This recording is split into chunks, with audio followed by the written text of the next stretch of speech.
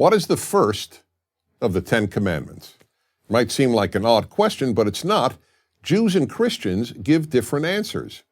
The reason is that what we know as the Ten Commandments is, in the original Hebrew, the 10 statements.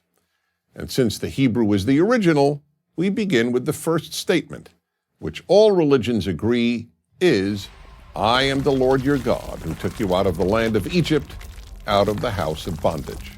This statement is so important that none of the other commandments make sense without it. First, it asserts that God is giving these commandments, not Moses and not any other human being. Second, God is the one who delivered you from slavery. Again, no human being did this, not even Moses. Therefore, you have an obligation to me, God. And what is that obligation? That you live by the following 9 commandments. This is the beginning of what is known as ethical monotheism, the greatest world-changing innovation of the Hebrew Bible. It means 2 things. Ethical monotheism means that the one God, that's monotheism, is the source of ethics, of morality. Morality, an objective code of right and wrong, does not emanate from human opinion. It emanates from God and therefore transcends human opinion. The other meaning of ethical monotheism is that what God most wants from us is that we treat other human beings morally. None of the 10 commandments concern what humans must do, quote unquote, for God. Pre-10 Commandments religions all believe that people must do a lot for their gods. For example, feed them and even sacrifice people to them. But now, thanks to the 10 Commandments, mankind learned that what God wants is that we be good to our fellow human beings. Even the commandments concerning not having false gods and not carrying God's name in vain are ultimately about morality. The thing we can do for God is to treat all his other children decently. Every parent can relate to this. Parents, or at least healthy parents, have indescribable joy when they see their children act lovingly toward one another, and indescribable pain when they see their children hurt one another. So too God, who is likened to our Father in heaven, cares most about how we treat other human beings, all of whom are his children.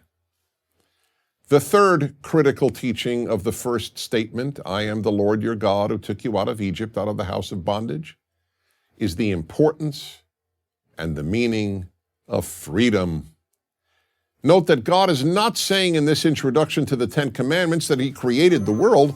It surely would have made a lot of sense for God to introduce the 10 Commandments with this statement, I am the Lord your God who created the world. That is, after all, pretty impressive and would make sense. I created the world, you better listen to me. But no. The one thing God declares is that he took the children of Israel out of slavery and into freedom. That's how much God hates slavery and how important God considers freedom. The founders of America based their entire view of America on this belief that God wants us to be free. That is why the most iconic symbol of the American Revolution, the Liberty Bell, has only one sentence inscribed on it, a verse from the Hebrew Bible, proclaim liberty throughout all the land unto all the inhabitants thereof. But there is one other equally important lesson about freedom imparted by the opening statement of the 10 Commandments, what freedom means. The giver of the 10 Commandments is in effect saying, I took you out of slavery and into freedom, and these 10 Commandments are the way to make a free society. You cannot be a free people if you do whatever you want. Freedom comes from moral self-control. There is no other way to achieve it.